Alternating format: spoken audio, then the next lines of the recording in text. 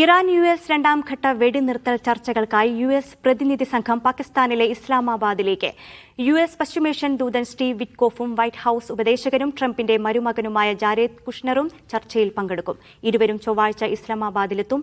സമാധാന കരാറിന് ഇറാനുള്ള അവസാന അവസരമാണിതെന്നും തയ്യാറായില്ലെങ്കിൽ രാജ്യം മുഴുക്കെ കത്തിയെരിയുമെന്നും US പ്രസിഡന്റ് ഡൊണാൾഡ് ട്രംപ് മുന്നറിയിപ്പ് നൽകി. നാവിക ഉപരോധം വഴി വെടിനിർത്തൽ ലംഘിച്ചത് അമേരിക്കയെന്ന് ഇറാൻ വ്യക്തമാക്കി.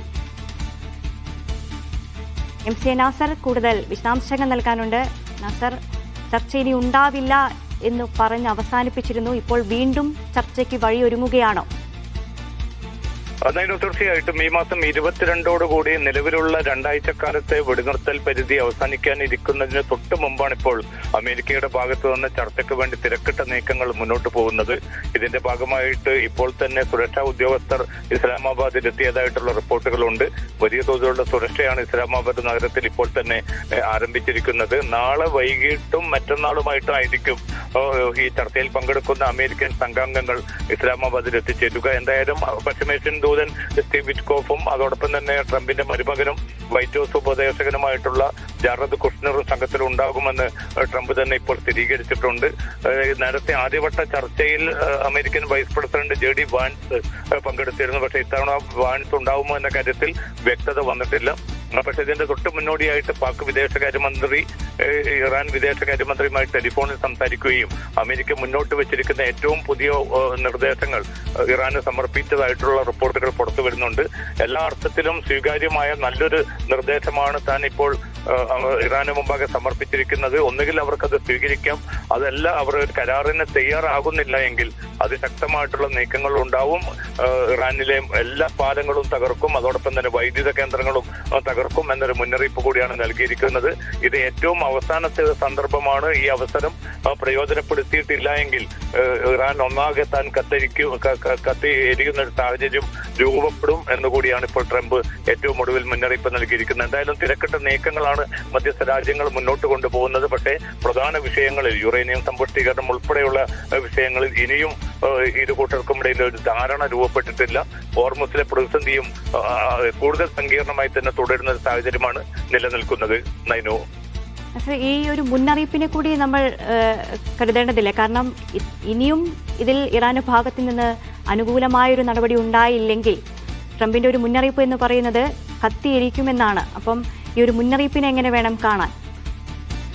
തീർച്ചയായിട്ടും നേരത്തെ പലതവണ ട്രംപിനെ സംബന്ധിച്ചിടത്തോളം ഇത്തരം മുന്നറിയിപ്പുകളും അന്ത്യശാസനങ്ങളും നിരവധി തവണ ഇറാന് നൽകിക്കൊണ്ടിരിക്കുന്നുണ്ട്. പക്ഷെ അതേസമയം തന്നെ നയതന്ത്ര നീക്കങ്ങളിലൂടെ മാത്രമേ പ്രശ്നം പരിഹരിക്കപ്പെടൂ എന്ന തിരിച്ചറിവും അമേരിക്കക്കുണ്ട്. അതിന്റെ ഭാഗമായിട്ടാണ് പാകിസ്ഥാനെ മുന്നിൽ നിർത്തിക്കൊണ്ട് മറ്റ് മധ്യസ്ഥ രാജ്യങ്ങളുടെ പിന്തുണയോടുകൂടി ആദ്യവട്ട ചർച്ച നടന്നത്.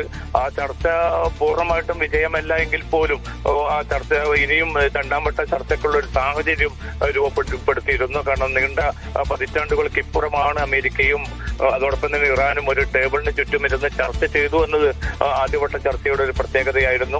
പക്ഷേ വലിയ തോതിലുള്ള പ്രതിസന്ധി പിന്നീട് രൂപപ്പെട്ടു. കാരണം നാവിക ഉപരോധത്തിലേക്ക് അമേരിക്ക നീങ്ങി. ഹോർമസ് കടലിടുക്ക് തുറക്കുകയും വീണ്ടും അടച്ചിടുന്ന കൂടുതൽ കടുത്ത നടപടികളിലേക്ക് ഇറാനും നീങ്ങി. രണ്ടു കൂട്ടരും അവരുടേതായിട്ടുള്ള പ്രകോപനപരമായിട്ടുള്ള പ്രതികരണങ്ങൾ തുടർന്നുകൊണ്ടിരിക്കുന്നതിനിടയിലാണ് ഇപ്പോൾ ഏറ്റവും അവസാനമായിട്ട് ഇറാനുള്ള ലാസ്റ്റ് ചാൻസ് ആയിരിക്കും ഇത്. ഈ ചാൻസ് ഉപയോഗപ്പെടുത്തിയിട്ടില്ല എങ്കിൽ ഇറാനെ മുഴുവൻ പൂർണ്ണമായി തന്നെ ചുട്ടരിക്കും എന്ന അർത്ഥത്തിലുള്ള ഒരു മുന്നറിയിപ്പാണ് ഇപ്പൊ ഏറ്റവും അവസാനം ട്രംപ് നൽകുന്നത്. സൈനിക സംവിധാനങ്ങൾ രണ്ടു കൂട്ടരും അതിശക്തമായി തന്നെ തുടരുന്ന ഒരു സാഹചര്യത്തിൽ രമ്യമായിട്ടുള്ള ഒരു പ്രശ്ന പരിഹാരത്തിലേക്ക് വരാൻ സാധിക്കുമെന്ന് അതിനുള്ളൊരു സാധ്യതയുണ്ടോ നാസർ? കാരണം ആണവ സമ്പുഷ്ടീകരണം ഉൾപ്പെടെയുള്ള കാര്യങ്ങളിൽ അമേരിക്ക മുന്നോട്ട് വെച്ച നിർദ്ദേശങ്ങളിൽ കഴിഞ്ഞ തവണത്തെ ചർച്ച അലസിപ്പിരിഞ്ഞതാണ്. ഇറാൻ അംഗീകരിച്ചിട്ടുണ്ടായിരുന്നില്ല. ഈ ഒരു സാഹചര്യത്തിൽ ഇപ്പോഴത്തെ രണ്ടാം ഘട്ട ചർച്ചയിലും ഇത് തന്നെയായിരിക്കും അമേരിക്ക മുന്നോട്ട് വെക്കുക. അത് ഇറാന്റെ ഭാഗത്തു നിന്ന് അതിൽ ഒരു അനുകൂലമായൊരു നിലപാടുണ്ടാകാനുള്ള സാധ്യതയുണ്ടോ? ഇപ്പൊ ഏറ്റവും അവസാനം താൻ മുന്നോട്ട് വെച്ചിരിക്കുന്ന നിർദ്ദേശങ്ങൾ എല്ലാ അർത്ഥത്തിലും ഇറാന് സ്വീകാര്യമാകേണ്ടതാണ്. അത്രയും യുക്തിസഹമായിട്ടുള്ള ഒരു നിർദ്ദേശമാണ് മുന്നോട്ട് വെച്ചത് എന്ന് ട്രംപ് പറയുന്നുണ്ട്. പക്ഷെ നേരത്തെ നൈറ്റ് സൂചിപ്പിച്ചതുപോലെ യുറേനിയം സമ്പുഷ്ടീകരണം പൂർണ്ണമായിട്ട് നിർത്തിവെക്കണം. അതോടൊപ്പം തന്നെ സമ്പുഷ്ടീകരിച്ച 450 കിലോഗ്രാം തൂക്കം വരുന്ന യുറേനിയം പൂർണ്ണമായിട്ടും അമേരിക്കക്ക് കൈമാറണം എന്നതുൾപ്പെടെയുള്ള മാക്സിമം പ്രഷറും അല്ലെങ്കിൽ ഉപാധികളുമാണ് അമേരിക്ക മുന്നോട്ട് വെക്കുന്നത്. ഇത്തരം മാക്സിമലിസത്തിന്റെ ഒരു രീതിയുമായിട്ട് ഒത്തുപോകാൻ തങ്ങൾക്ക് സാധിക്കില്ല. മാത്രമല്ല, ഒരു രമ്യമായിട്ടുള്ള ചർച്ചയിൽ പരസ്പരം ഒരു സംവാദങ്ങളുടെ ഒരു അവസ്ഥയല്ല രൂപപ്പെടുന്നത്. മറിച്ച് അടിച്ചേൽപ്പിക്കുകയും യഥാർത്ഥമായിട്ടുള്ള കാര്യങ്ങൾ അംഗീകരിക്കണമെന്ന് തങ്ങളോട് വാശി പിടിക്കുകയും ചെയ്യുന്നത്.